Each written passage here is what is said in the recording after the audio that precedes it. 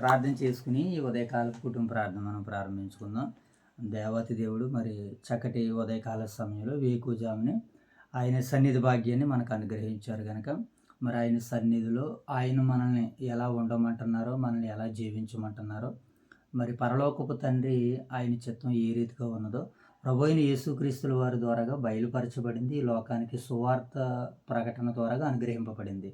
దానిని దేవుడు ఆత్మ సహాయంతో మరి తన చిత్తాన్ని అంతటిని కూడా అపోస్తుల ద్వారాగా నెరవేర్చి బైబిల్ గ్రంథాన్ని అంతటిని పరిపూర్ణం చేసి ఆయన చిత్తానుసారంగా మనం బ్రతకాలని 66 పుస్తకాలను ప్రభు అయిన దేవుడు మరి మనకు అనుగ్రహించడం జరిగింది. కనుక మరి 66 పుస్తకాల సారాంశాన్ని మనం తెలుసుకునేటువంటి ప్రయత్నాల్లో భాగంగా మరి నేడు కొరింథీ పత్రిక 13వ అధ్యాయాన్ని చదువుచుండగా దేవుడు తన యొక్క ఆత్మ సహాయాన్ని అనుగ్రహించి మరి ఈ 13వ అధ్యాయంలో రాయబడినటువంటి సంగతుల ద్వారాగా కొరింథీ పట్టణపు విశ్వాసులు వారు ఎలాగా మరి పౌలు గారి మాటలతో కట్టబడ్డారో, ఒకవేళ వారిలో ఉన్నటువంటి లోపాలని వారు ఎలా దిద్దుకోమని పౌలు గారు వారిని ఎలా ప్రోత్సహించాడో మరి సందర్భాలన్నీ 13వ అధ్యాయంలో రాయబడినవి కనుక వాటిని చక్కగా ఆత్మ సహాయంతో అర్థం చేసుకుని మరి మనం అందరం కూడా ప్రభు చిత్తం వైపు ముందుకు వెళ్ళేలాగా దేవుడు తన సహాయాన్ని అనుగ్రహించేలాగా మరి ప్రార్థన చేసుకుని మనం నేటి పరిచర్యను ప్రారంభించుకుందాం. మోషేబాబు ప్రార్థనతో ఈ ఉదయకాలపు కుటుంబ ప్రార్థన మనం ఎదుర్కొనేటువంటి ప్రయత్నాలు చేద్దాం. ప్రార్థన.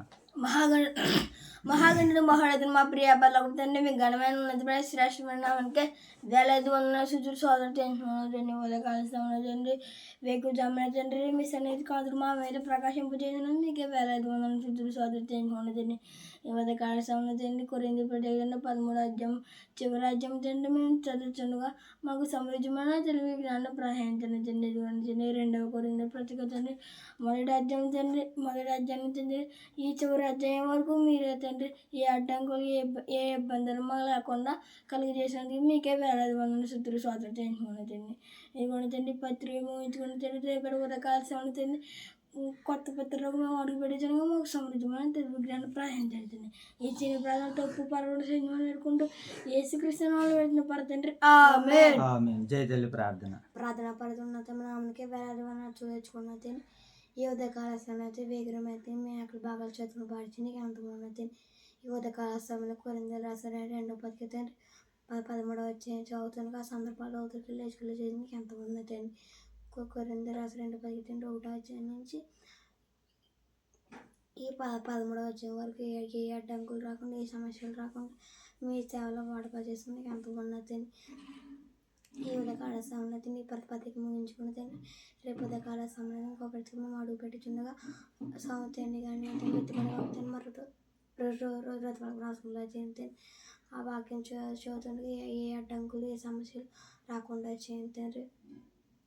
ఈ ఉదయకాల సమయంలో తండ్రి లేచి బిడ్డలంతా వాళ్ళకు ఆయన వారికి అంతే దయచేయండి. మీరు ప్రేమించిన స్థానానికి సంఘాన్ని నేర్చాం పోస్తున్న వీరరాధన నేర్చాం కుటుంబాన్ని కూడా ఆశ్రయించారు.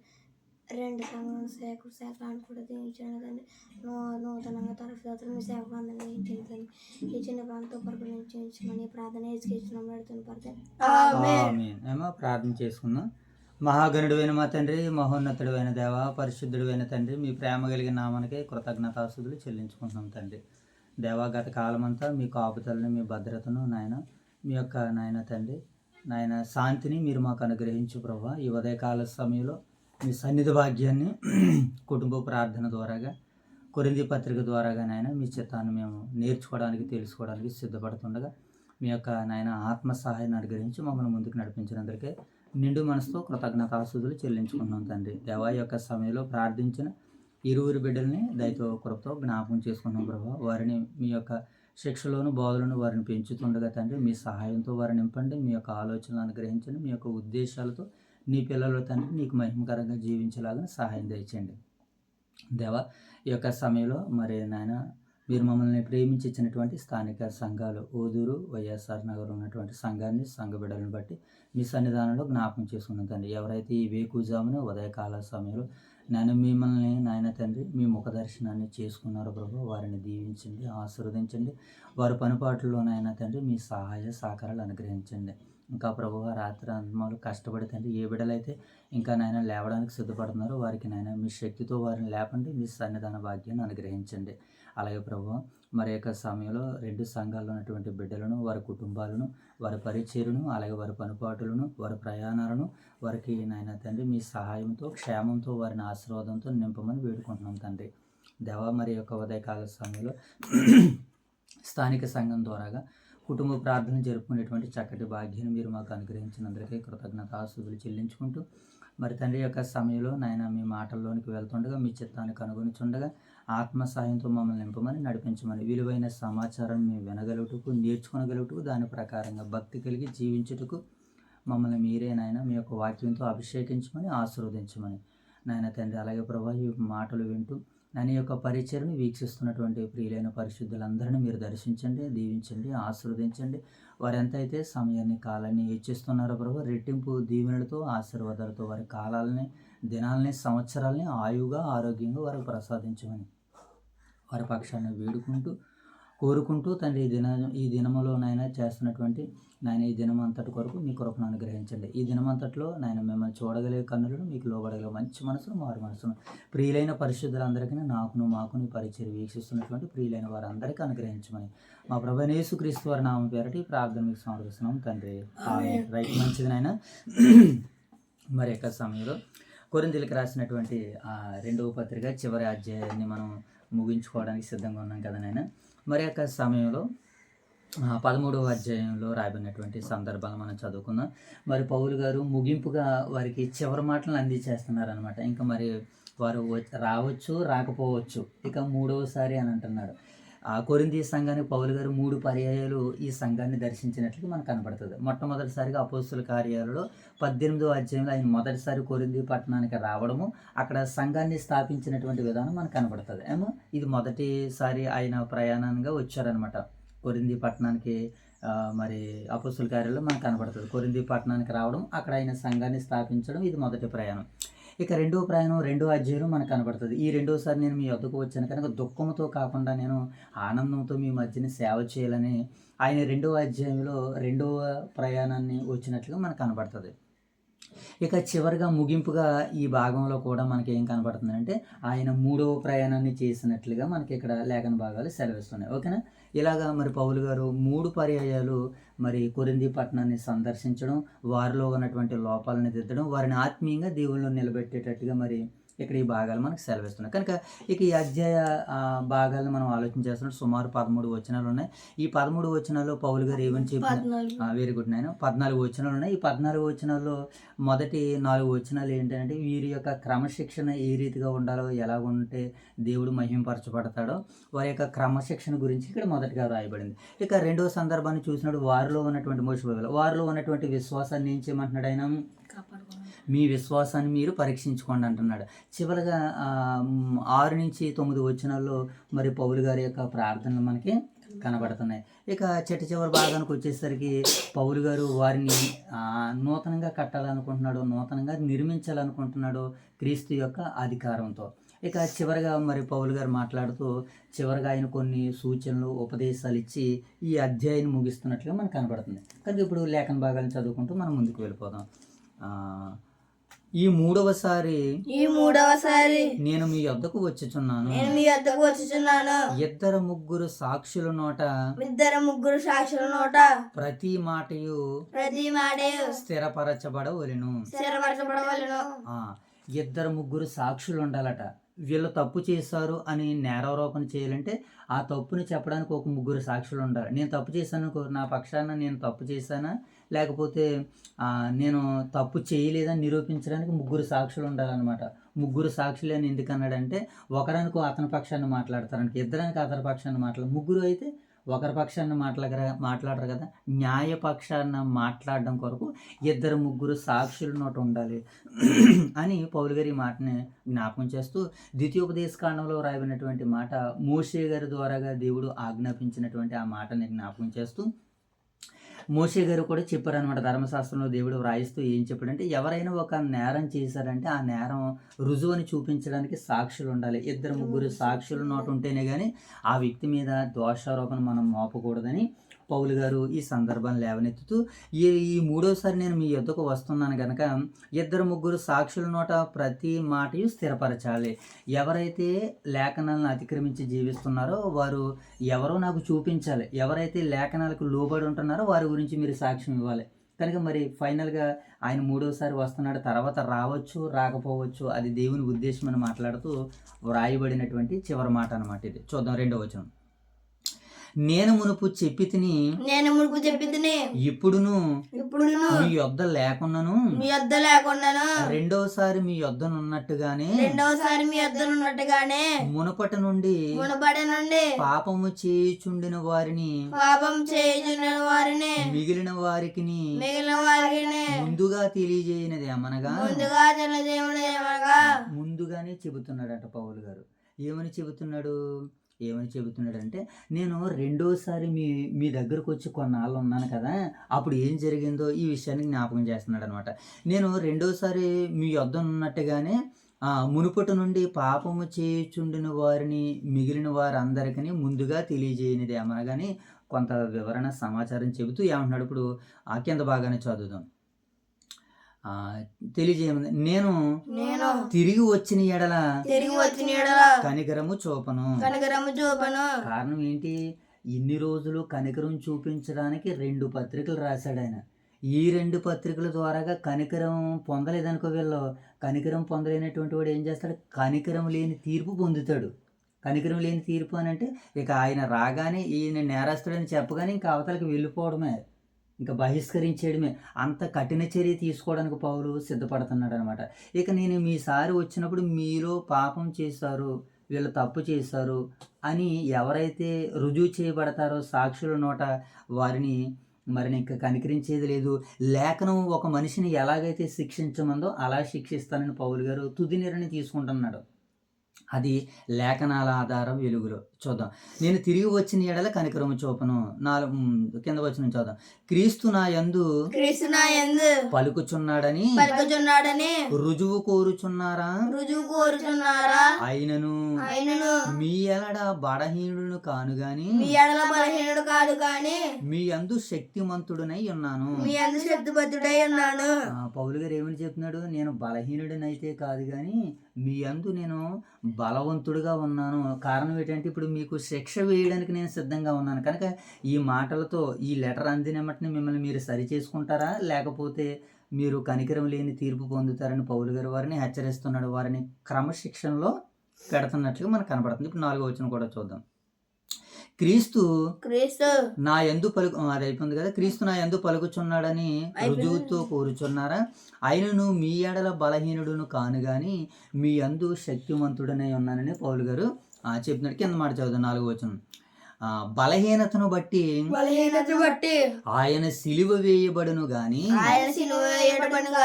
దేవుని శక్తిని బట్టి జీవించుచున్నాడు. మేమును ఆయన యందుండి బలహీనులమై ఉన్నను మీ ఎడల దేవుని శక్తిని బట్టి ఆయనతో కూడా జీవించుచున్నాము.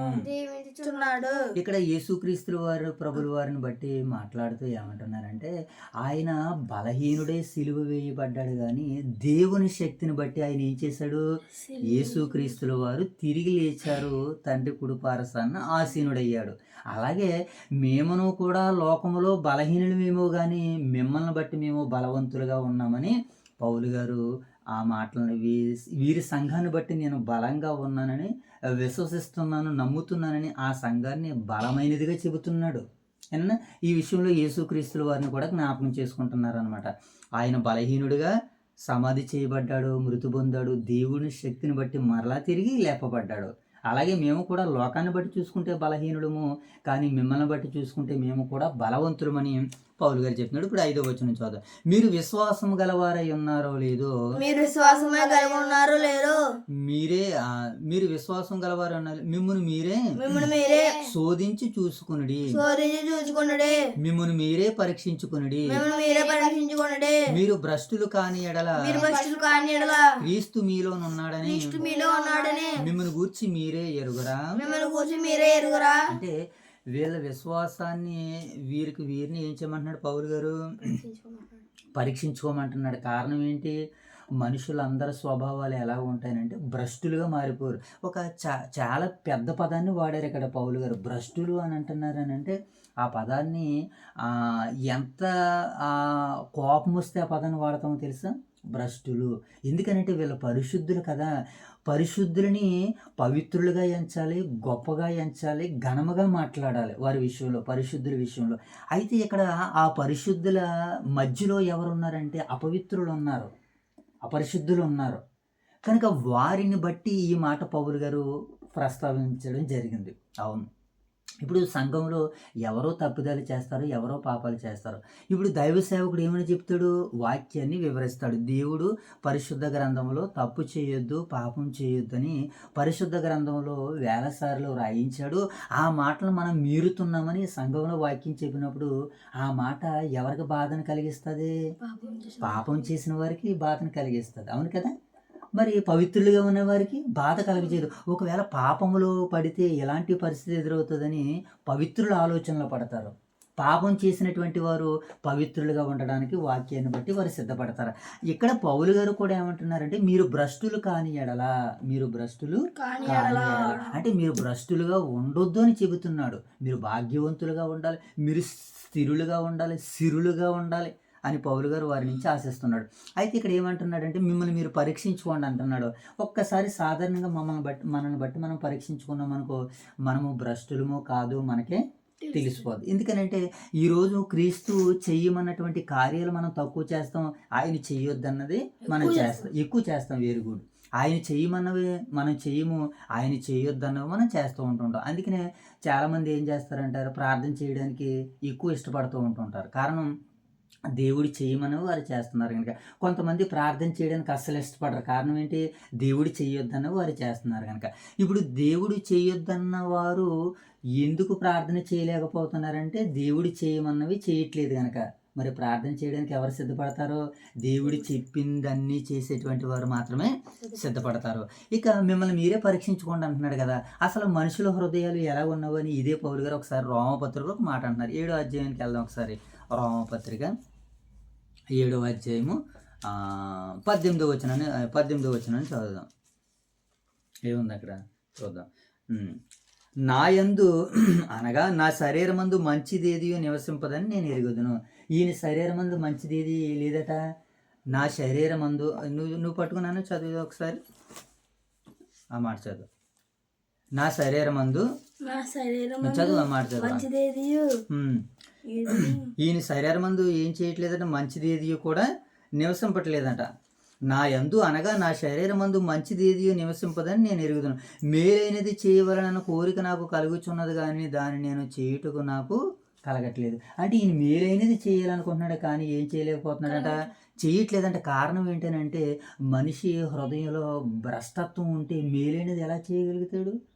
మనిషిలో ఉన్నటువంటి ఆ భ్రష్ట స్వభావం పోవాలి అని అంటే వాక్యంతో మన హృదయాలను, మన మనస్సులను నింపుకోవాలి. మన ఆత్మతో, మన శరీరంలో, మన ఆత్మలో అంతా ఏముండాలంటే మోషేబాబు, ఎప్పుడైతే వాక్యంతో మనం నింపబడతామో మనము ఎదుటివారికి మేలు చేయాలనుకున్నాం. మేలైనది చేయవలనన్న కోరిక అయితే ఈయనకు ఉంది కానీ క్రియరూపంగా చేయలేకపోతున్నాడు. ఆత్మలు అనుకుంటున్నాడు, మనసులు అనుకుంటున్నాడు అందరికీ మేలు చేయాలని, కానీ కార్యాచరణలో పెట్టలేకపోతున్నాడట. మహాభక్తుడు పౌలు గారు ఉద్దేశమే ఎలాగుంటే ఇక విశ్వాసులు యొక్క ఎలా ఉంటారు ఇంక వెళ్ళం. కనుక మనం ఎందుకు పనికిరాని వారిగా ఉండకూడదు. అందరి ప్రయోజనం కొరకు దేవుడు మనకు ఆత్మ సామర్థ్యాన్ని ఇచ్చారని ఇవే కొరింథీ పత్రికలో చదువుకున్నాం. ఇక 21వ వచనంలో కూడా ఏమన్నాడు చూడండి. ఇదే అధ్యాయం 21వ వచనంలో పౌలు గారు ఏమన్నాడు చదువునాను. అంతరంగ పురుషుని బట్టి ఎన్ని వచనము 21వ వచనం చదువుదాం. కాబట్టి మేలు చేయగోరు నాకు కీడు చేయగలుగుచున్నందు ఒక నియమము నాకు కనబడుచున్నది. ఆయనేమో మేలు చేయాలనుకుంటున్నాడట, కానీ కీడు చేయాలన్నటువంటి ఆలోచన ఆయనకు వచ్చేస్తుందట. అంటే మనల్ని మనం పరీక్షించుకుంటే మనలో ఇప్పుడు ఏముంది? భ్రష్టత్వం ఉందే తప్ప ఏమండి పరిశుద్ధత, యథార్థత, నీతి మనలో ఉంటే ఇతరులకి మనం ప్రయోజనకరంగా, మేలుకరంగా ఉంటాం. ఇప్పుడు పౌలు గారు కూడా కొరింథీ సంఘాన్ని అది వేడుకున్నాడు. మిమ్మల్ని మీరే పరీక్షించుకోండి. మిమ్మల్ని మీరు పరీక్షించుకున్న తర్వాత మీరు పరిశుద్ధులుగా ఉంటారు, భ్రష్టులుగా ఉండరని ఆయన మాట్లాడుతున్నారు. ఇప్పుడు మరలా అక్కడికి వెళ్ళిపోదాం. మరలా పౌలు గారి కింద మాటలు ఏమంటున్నారో చివరిగా భాగాలు మనం చూసేసి ముగించేసుకుందాం. 13వ అధ్యాయము 6వ వచనాన్ని చదువుదాం. మేము భ్రష్టులము కామని మీరు తెలుసుకుందరని నిరీక్షించుచున్నాను.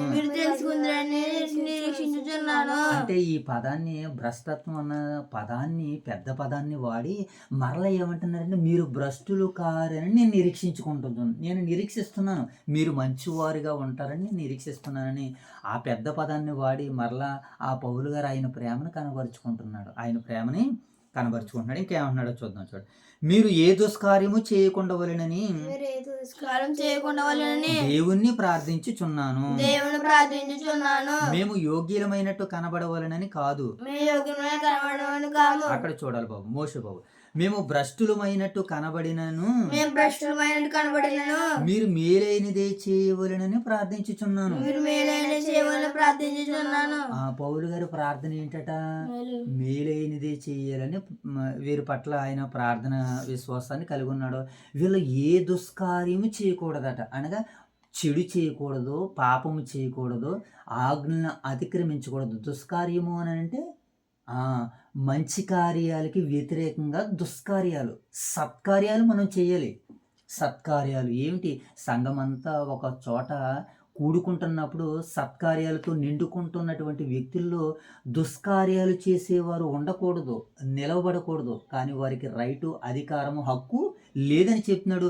దాని కొరకు నేను ప్రార్థన చేస్తున్నాను. మీరు మేలైనదే చేయాలి అని అంటున్నాడు. ఏ దుష్కార్యమైనా చేస్తే సత్కార్యాలు ఏం చేయబడతాయంటే సమాధి చేయబడతాయి. ఏ కార్యాల వల్ల? దుష్కార్యాల వల్ల సత్కార్యాలు సమాధి చేయబడతాయి. ఇప్పుడు సత్కార్యాలు సజీవులుగా ఉండాలంటే దుష్కార్యాలని సత్కార్యాలతో సమాధి చేయాలి.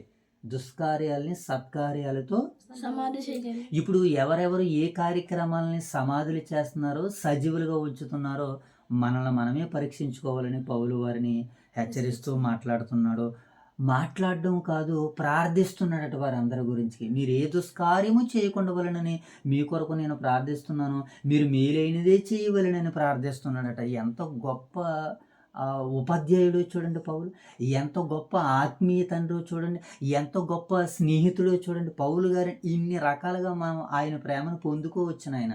ఓకేనా? 8వ వచనం చదువుదాం. చూడండి, మేము సత్యమునకు విరోధముగా ఏమీయూ చేయము, సత్యము నిమిత్తమే సమస్తమును చేయుచున్నాము.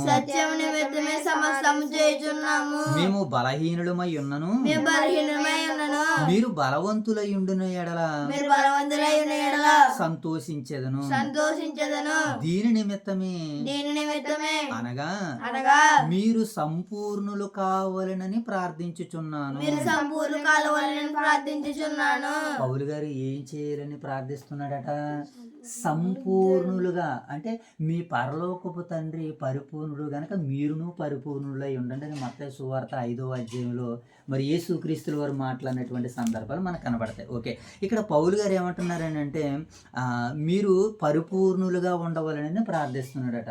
దుష్కార్యం చేయకుండా వలనని ప్రార్థిస్తున్నాడు. మేలైనది చేయాలని ప్రార్థిస్తున్నాడు. చూసారా, ఆయన ప్రార్థన అంతా కూడా కొరింథీ సంఘం మీద పెట్టేశాడండి. ఆయన జీవితకాలం అంతా కూడా దేని మీద పెట్టేశాడమ్మా? కొరింథీ సంఘం మీద పెట్టేశాడు. అనగా ఇప్పుడు మన జీవితకాలం అంతా కూడా మనం ఏం చేయాలి? క్రీస్తు సంఘం మీదే. మన ఓదురు వైఎస్ఆర్ క్రీస్తు సంఘాల కొరకే మనం సమాధి చేయబడాలి.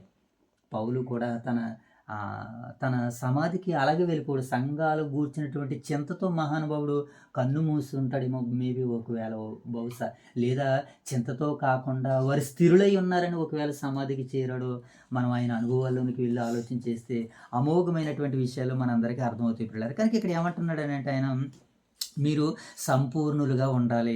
కనుక మీరు ఏ దుష్కార్యం చేయకుండా మాత్రము జాగ్రత్త పడాలి. దుష్కార్యం విషయంలో మీరు జాగ్రత్త పడండి అని అంటున్నాడు. ఒకసారి పక్కన ఉన్నటువంటి తిమోతి గారితో పౌలు గారు ఏమంటున్నారో ఒకసారి మనము 7వ వచనాన్ని పురస్కరించుకుంటూ ఒకసారి 2వ అధ్యాయము 10వ వచనం చూద్దాం.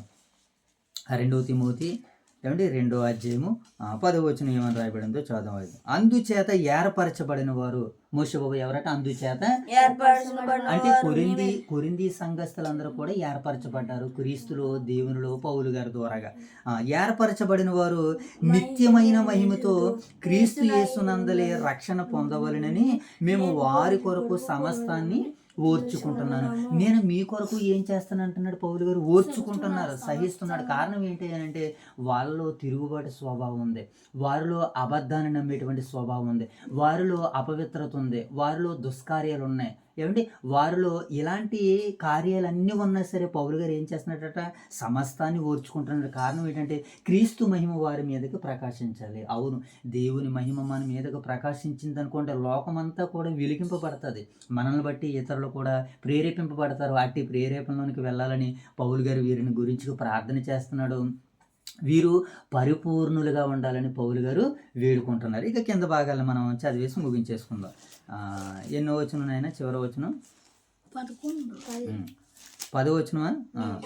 10వ వచనం చదువుతున్నాం. కాబట్టి నేను మీ యొద్దకు వచ్చినప్పుడు పడద్రోయుటకు కాక మిమ్మును కట్టుటకే ప్రభువు నాకు అనుగ్రహించిన అధికారము చొప్పున కాఠిన్యము కనబరచుకుంటున్నట్లు దూరముగా ఉండగానే ఈ సంగతులు మీకు తెలియజేయుచున్నాను. ఇక నేను వచ్చిన తర్వాత 2 వచనాలు ఉన్నాయన్నా. ఓకే, ఇక పౌలు గారు ఇక్కడికి వచ్చినటువంటి తర్వాత ఇది 2వ సందర్భం కదా, వెరీ గుడ్. ఇక్కడ ఈ 2వ సందర్భంలో పౌలు గారు ఏమన్నారు? నేను వచ్చిన తర్వాత నేను మిమ్మల్ని కట్టడానికే రావాలి, మిమ్మల్ని నిర్మించడానికే రావాలి తప్ప మిమ్మల్ని పడగొట్టడానికి నేను రాకూడదు. అంటే ఇట్టి అధికారాన్ని పౌలు గారు పొందుకున్నారు, కానీ కొరింథీయుల దగ్గర క్రీస్తు అధికారాన్ని, దేవుని అధికారాన్ని ఎప్పుడూ చూపించలేదండి. ఎందుకనంటే వారి ఆ చుట్టుపక్కల ఉన్నటువంటి ఆ పరిసర ప్రాంతాలను బట్టి, వారి ప్రభావాన్ని బట్టి, ఒక మాటలో చెప్పుకోవాలంటే సొదొమ గొమొర్రా పట్టణపు ప్రభావం ఈ ప్రాంతాన్ని అలుముకుని ఉంది కనుక దానిని సొదొమ గొమొర్రా పట్టణ ప్రాంతాన్ని దేవుడు ఎలా చేస్తానంటే ఏదేను తోటలా చేస్తానన్నాడు. ఆ ఏదేను తోటలా ఇప్పుడు కొరింథీ పట్టణాన్ని చేస్తున్నాడు అనమాట. దానికి ఆ ఏదేను తోటను తడపడానికి 4 మహానదులు గుండా, మహాసముద్రాలు గుండా, పెద్ద గీషోను అని నదులు గుండా ఆ నీరు అక్కడికి ప్రవహిస్తూ ఉంటుంటుంది. ఎక్కడ ఏదేను తోటను తడపడానికి. అలాగే పౌలు గారు కూడా వాక్యం అనేటువంటి ఆ మహా వర్షాన్ని, పరలోకపు వాతావరణాన్ని ఈ కొరింథీ పట్టణానికి ఇవ్వాలనుకుంటున్నాడు. చూసారా ఎంత మహిమ ఈ సంఘానికి పౌలు ఇవ్వాలనుకుంటున్నాడు. తన స్వరక్తం ఇచ్చి ఎలాగైతే క్రీస్తు సంఘాన్ని నిలబెట్టాడో ఈ పౌలు గారు దేహం ఉన్నంత వరకు, దేహంలో ఆయనకి సామర్థ్యం, శక్తి ఉన్నంత వరకు ఈ కొరింథీ పట్టణానికి తన ప్రేమను దారిపోస్తాడు. అందుకని అంటున్నాడు, మిమ్మల్ని నేను ఏం చేయాలంటున్నాడు మోషేబాబు? కట్టడానికే నేను రావాలి, అంతేగాని నేను మిమ్మల్ని పడగొట్టడానికి, కూలద్రోయడానికి నేను రాకూడదు. నాకు అధికారం ఉంది, కానీ ఆ అధికారాన్ని మీ పట్ల నేను వినియోగించుకోవడం లేదని పౌలు తన విషయాల్ని ఇక్కడ తెలియజేస్తున్నాడు. 11వ వచనం. తుదకు సహోదరులారా సంతోషించుడి, సంపూర్ణులై ఉండుడి, ఆదరణ కలిగి ఉండుడి, ఏక మనస్సు గలవారై ఉండుడి, సమాధానముగా ఉండుడి, ప్రేమ సమాధానములకు కర్తయగు దేవుడు మీకు తోడైయుండును గాక. ఎన్ని పదాలని పోల్చి మాట్లాడుతున్నాడు చూడండి ఇక్కడ పౌలు గారు. ఎన్ని బ్లెస్సింగ్స్ ఇస్తున్నాడో చూడండి ఈ కొరింథీ పట్టణానికి, ఈ కొరింథీ సంఘానికి. తుదకు సహోదరులారా మీరు ఏం చేయమన్నాడు? మొట్టమొదటిగా లెక్క పెట్టినాయన ఏం చేయమన్నాడు? తుదకు సహోదరులారా చెప్పండి. సంతోషించుడి, తర్వాత ఏంటి? పరిపూర్ణులై ఉండండి, తర్వాత ఆదరణ. ఎన్నో వచ్చిన 11వ వచనం చూడు, అక్కడ ఏమని రాయబడింది? మొదటిగా ఏమన్నాడు? సంతోషించండి, సంపూర్ణులై ఉండండి, ఆదరణ కలిగి ఉండండి, ఏక మనసు గలవారై ఉండండి, సమాధానముగా ఉండండి. అంటే 5 రకాలుగా. ఇంకా ప్రేమ కలిగి సమాధానం కలిగినటువంటి దేవుడు మనకు తోడుగా ఉండడానికి 5 విషయాల్ని పౌలు గారు ఇక్కడ చెప్తున్నాడు అనమాట. సంతోషంగా ఉండండి, పరిపూర్ణులుగా ఉండండి. ఎందుకనంటే ప్రభు 2వ రాకడలో రాబోతున్నాడు, మనం అందరం ఎత్తబడాలని పౌలు గారి ఈ విషయాన్ని తెలియజేస్తున్నాడు. ఇక 12వ వచనం అన్నాడు, పవిత్రమైన ముద్దు పెట్టుకొని ఒకరికొకడు ఏం చేయమన్నాడు, వందనాలు చేయండి. చదవండి అయితే. పవిత్రమైన ముద్దు పెట్టుకొని ఒకరికొకడు వందనము చేసుకున్నాడు. పరిశుద్ధులందరూ మీకు వందనములు చెప్పుచున్నారు. ప్రభువైన యేసుక్రీస్తు కృపయు దేవుని ప్రేమయు పరిశుద్ధాత్మ సహవాసమును మీ అందరికీ తోడైయుండును గాక. ఎంత గొప్పగా దీవించాడో చూడండి. వీరిని హెచ్చరించాడు, వీరిని ప్రేమించాడు, వీరిని ప్రోత్సహించాడు, వీరికి ఇవ్వవలసినటువంటి నిండు దీవెనలన్నీ కూడా అనుగ్రహించాడు. ఆ మాటలను ఎవరైతే పొందుకుంటారో, పౌలు గారి మాటల ప్రకారంగా ఎవరైతే కట్టబడతారో వారు, వారి కుటుంబాలు, వారి తరతరాలు కూడా క్రీస్తు కాడిని, సువార్త కాడిని మోయడానికి వీరు పునాదులుగా ఉన్నారు. ఎవరు? ఈ కొరింథీ పట్టణస్థులు పునాదులు. ఇప్పుడు ఆ పునాదుల ద్వారాగా ఇదిగో మనం వారసత్వాన్ని పొందుకున్నాం. పౌలు గారు, ఆ కొరింథీలు ఎంత కష్టపడి క్రీస్తుని అంగీకరించారో, వారిలో ఉన్నటువంటి ఆ సొదొమ గుమర్రపు ఆ ప్రాచీనపు దాన్ని అంతటిని, దాంట్లో ఉన్నటువంటి ఆ ప్రభావాన్ని అంతటిని బయటికి తీసుకుని ఏదేను తోటలో ఉన్నటువంటి ఆ సంతోషకరమైనటువంటి వాతావరణ ప్రభావాన్ని పొందుకున్నటువంటి ఆ కొరింథీ పట్టణం ద్వారా ఇప్పుడు కూడా మనం ఏం చేసాం, సంతోషిస్తున్నాం, ఆనందిస్తున్నాం. ఎంత గొప్పగా ఆ కొరింథీ సంఘము పౌలు గారు కట్టారని, పౌలు గారు ఆ సంఘానికి ఎన్నో బ్లెస్సింగ్స్ ఇచ్చారని, ఎన్నో దీవెనలు ఇచ్చారని, ఆ దీవెనలన్నీ మనం కూడా పొందుకోవాలని మరి ఈ పత్రిక ద్వారాగా దేవుడు మనకి చక్కటి ఆ భాగ్యాన్ని అనుగ్రహించాడు, చక్కటి కృపను అనుగ్రహించాడు. ఇంతటి నీతి వాక్యాలకి, ఇంతటి పరిశుద్ధమైన దేవుని మాటలుగా మనను వారసులుగా చేసిన మన పరలోకమందున్న కన్న తండ్రికి మరి మరణ పర్యాంతం వరకు నమ్మకస్తులుగా, కృతజ్ఞతాస్తుతులు చెల్లించేవారుగా మీరు నేను ఉండాలని, మరి ఇలాంటి పరిచర్యలు చేస్తున్నటువంటి ప్రియులైన పరిశుద్ధులందరికీ దేవుడు తన కృపను, తన సహాయాన్ని అనుగ్రహించాలని ప్రార్థన చేసుకుందాం. అందరూ చేతులు ఎత్తుదాం, ప్రార్థన చేసుకుందాం. మహాపరిశుద్ధుడైన మా ప్రేమ గల తండ్రి, దయగల దేవా, మీకు వందనాలు దేవా. ఈ ఉదయకాల సమయంలో కొరింథీలకు రాసినటువంటి పత్రిక 13వ అధ్యాయం ద్వారాగా, చివరి అధ్యాయం ద్వారాగా మీరు మాతో మాట్లాడి మమ్మల్ని బలపరిచారు ప్రభా. ఆ రోజు కొరింథీ సంఘాన్ని చూసినప్పుడు తండ్రి లోపాలతో, సమస్యలతో, నాయన గొడవలతో, వ్యాజ్యాలతో, నాయన అపవిత్రతతో, నాయన తండ్రి దొంగతనంతో, లోభముతో, అపవిత్రతో నాయన సంఘం నింపబడింది తండ్రి. అవును దేవా, ఈరోజు మేము మా కుటుంబాలు అలాగే నింపబడ్డాయి తండ్రి. పౌలు గారు వాక్యం ద్వారాగా వారు కడుగుకుని పవిత్రపరచబడ్డారు దేవా. ఇదిగోనైనా మేమును ఇప్పుడు వాక్యాన్ని చదువుకుని పవిత్రపరచబడ్డాం తండ్రి. మేము దుష్కార్యాలు చేయకుండా సత్కార్యాలు చేసి, దుష్కార్యాలని సమాధి చేసి నాయన సత్కార్యాలని సజీవులుగా సమాజంలో ప్రకటించడానికి నాయన మీ సహాయాలు, సహకారాలు నాయన మాకు మెండుగా అనుగ్రహించమని, ప్రసాదించమని వేడుకుంటూ, ఇంతటి గొప్ప వాక్యానికి మమ్మల్ని వారసులు చేసినటువంటి మా యొక్క స్థానిక సంఘాలను, ఓదూరు వైఎస్ఆర్ నగర్లో ఉన్నటువంటి సంఘాలను, సంఘ బిడ్డలను, వారి యొక్క ప్రార్థనలను నాయన మీ సన్నిధానంలో జ్ఞాపకం చేసుకుంటున్నాం ప్రభా. ఈ పరిచర్య కొరకు ప్రార్థిస్తున్నటువంటి ప్రియులైన బిడ్డలందరినీ మీరు దర్శించమని, దీవించమని, ఆశీర్వదించమని వేడుకుంటూ తండ్రి దేవా, ఈ ఉదయకాల సమయంలో ఈ దినమును కావలసిన నడిపింపును, ఆత్మశక్తిని నీ బిడ్డలమైన, నీ పిల్లలమైన మా అందరికీ దయచేయమని, ఈ దినమంతట్లో మిమ్మల్ని చూడగలిగే కన్నులు, మీకు లోబడగలిగే మంచి మనసును, మారు మనసును మాకు దయచేయమని తండ్రి. మరి ప్రభావ మరొక పర్యాయం మీ పాసనలో కలుసుకుని కూడుకుని పర్యాంతం వరకు మీ యొక్క దయగలిగిన, కృపగలిగిన హస్తాలతో మమ్మల్ని నింపమని, నడిపించమని ఈ ప్రార్థన అంతటిని మా ప్రభువును, మీ ప్రియకుమారుడు, మా రక్షకుడును, మా ప్రభువైన యేసుక్రీస్తు వారి నామములో ఈ ప్రార్థన వలన మీకు సమర్పిస్తున్నాము మా కన్న తండ్రి. ఆమేన్ తండ్రి. అందరికీ వందనాలైనా, అందరికీ వందనాలు.